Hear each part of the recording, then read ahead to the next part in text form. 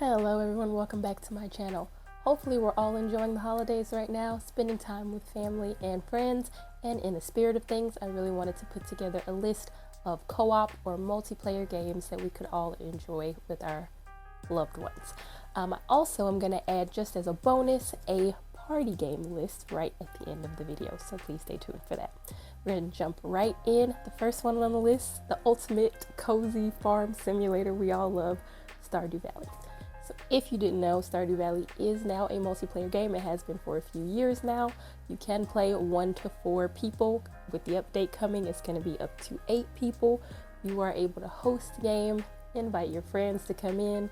You can have one big farm or a bunch of little farms. They each get their own houses, their own money. You can have relationships.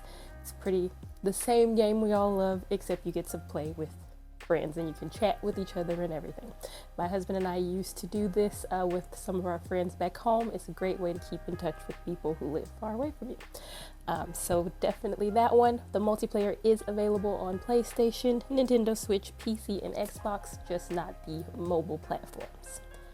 Game number 2 is It Takes Two. If you have not checked out this game yet, I highly recommend it. This game follows this couple as they are going through this divorce or separation. Their daughter has made a wish to keep them together, and the wish has been granted by way of turning them into these little creatures, basically these stick figures of themselves, and they have to now navigate their entire house in order to reach their daughter. And so everything in their house has now come to life, and they're tiny, so everything is massive, and they're having to figure out how to navigate this world in order to reach her. And it's super adventurous and fun. Highly recommend. This one's available on PlayStation, Xbox, PC, and Nintendo Switch, and it is a couch co-op game that you cannot play single player, so you must play with another person. My third choice is going to be Overcooked. Hear me out. This is one of those games you might be warned about. There might be some fussing, there might be frustration, but it is totally worth it. Just in the beginning, trying to figure out how to play this game together, which is part of the fun and part of why it was created that way. That's where the first frustration comes, but once it passes, you really enjoy the game. My husband and I have played all of the Overcooked games, so we're obsessed. So I really think you should check it out. You're playing this chef. Each of you are playing chefs, in fact, up to 4 people. And you are trying to prep the food, cook the food, and serve it all under a timer, and having to serve enough meals to get to the next level. There's levels for everyone. There's wizarding worlds, there's water levels, there's ghosts, there's aliens or something I want to say. There's everything that you could possibly want. So super fun, can be stressful, but work past it and you will love the game. This one is available on all platforms. It's probably 7 to 8 hours depending on which of the games you're playing. There are a lot of different versions at this point. My fourth choice is going to be anything Lego related, which might seem super childish, but honestly I don't know anyone who's tried them that didn't love them. So honestly, pick your favorite big blockbuster type movie and there's probably a Lego game for that. My favorite is going to be Lego Harry Potter. I also really enjoy The Hobbit. Marvel Superheroes was my very first Lego game and I absolutely loved it, played it 100% completion. This is a great game for completionists and it is 100% couch co-op. So you can play a single player or you can play together, and it's a lot more fun together, especially like the superheroes and things like that where you have to depend on each other for certain things, and it's more fun to do it with the other person instead of having to switch back and forth between the characters yourself. So definitely a great one to check out. Where it's available is going to depend on which game you pick. Some older games might not be available on certain platforms, so this one you're just gonna have to look up.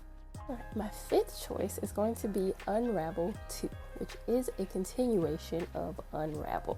This game came out in 2018. It is a puzzle platform game that is centered around the Yarnies. So this is the original Yarnie from Unravel, but even if you didn't play that one, which I didn't, you will still be able to jump right into this game.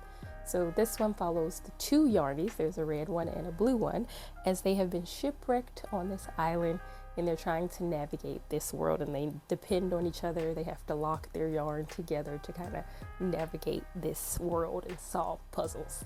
So this is again a couch co-op very comforting, very fun game. This one's available on PlayStation, PC, Xbox, Nintendo Switch, and it has about a 5-hour gameplay. Alright, the next choice is going to be two games, Fae Farm and Animal Crossing, which are very similar yet very different games. The reason I'm putting them together here is because the multiplayer option works very similarly in my opinion, where whoever you invite is jumping into your world and your game. So it's not necessarily the same as Stardew Valley where you can host a game and play it together. The person is jumping into the world you already created. So again, if you haven't played these, very similar to a Stardew Valley type game, farming, fishing, mining, all those things. Fae Farm, of course, has the magical fairy aspects and much more beautiful visual colors and things, personal opinion. Animal Crossing is a little bit better on the closer relationships and the funniness, in my opinion. And of course, you get to do all the traveling between islands and all the things. There's lots of differences between the games, but again, I just put them together as far as their multiplayer aspects go. So again, check these out. If you haven't, they are multiplayer. The next game is going to be Sky Children of Light. This is a beautiful MMORG that came out in 2021. In this game, you are exploring a once prosperous kingdom. You're using this cape that allows you to fly around these beautiful landscapes. There are 7 unique realms to explore, each with a different theme representing different stages of life. The main story here is about 5 hours, but it has all the extras can take up to 60 hours, so lots of gameplay here.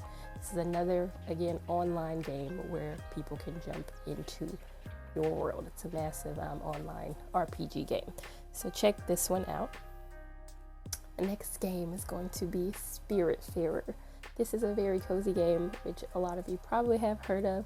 It is a lot of a little bit heavier game as you are playing this woman named Stella, who is helping souls that have recently died as they are crossing over. This game came out in 2020. It is one of those kind of management type games where you are collecting resources to build things, caring for these spirits, and ultimately helping them as they cross over. The multiplayer aspect is playing Stella's cat companion named Daffodil. Daffodil is able to do most of the same things as Stella. The only thing she can't do is accept quests and complete quests, and she can't talk to the spirits, but otherwise she can do all of the rest of the things.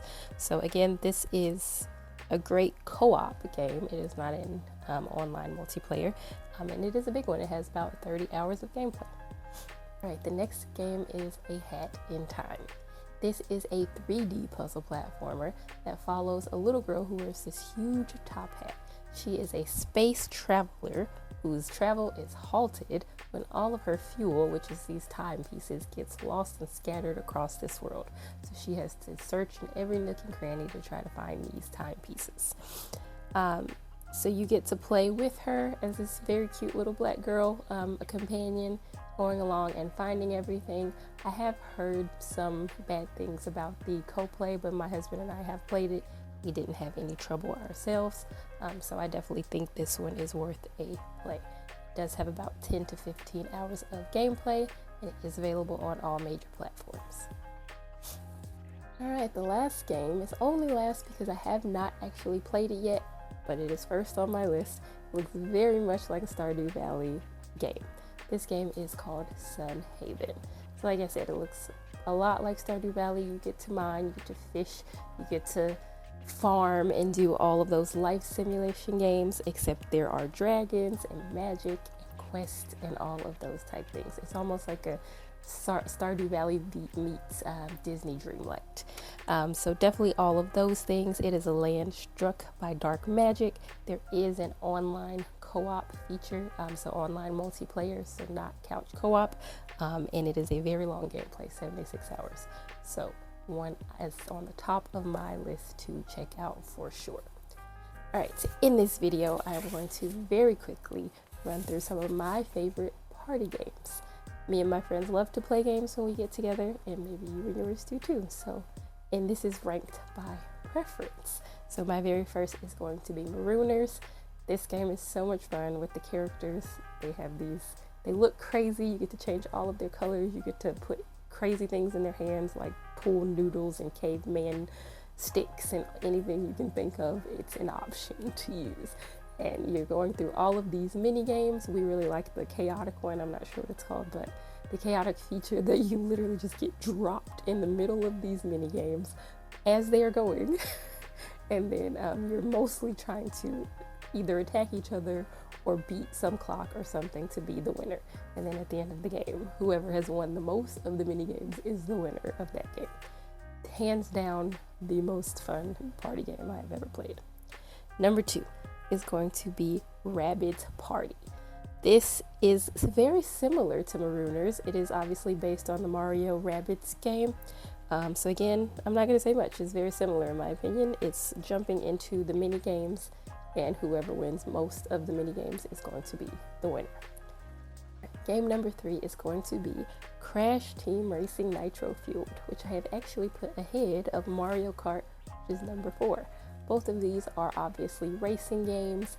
Mario Kart, if you are the classic Mario fan, even though that one has like all the characters you can think of, including some from Splatoon, I just prefer the Crash Team Racing. I am a Crash Bandicoot fan, so to each his own. Pick one, pick both. They're both racing games, they're both fun. Next one's going to be Mario Party Superstars. This is another mini game, but not as similar as Marooners and the Rabbids Party. This one, you play all the classic Mario characters, Princess Peach and Luigi and all of those characters. But the mini games are so much fun. They're not anywhere near the same games as the other 2 games. You get to do ice skating and drawing competitions, like drawing races and steering boulders and any crazy thing you can think of. They have made a mini game for it. So it's really a lot of fun. This one's great for kids as well. So please check this one out. The last recommendation, and the only one that I would say is not suitable for children, is going to be the Jackbox Party-Pack. This is something I play with my friends every single Christmas or holiday or whenever we get together. Our favorite games, because there are several different types of packs you can get that have different games in the pack.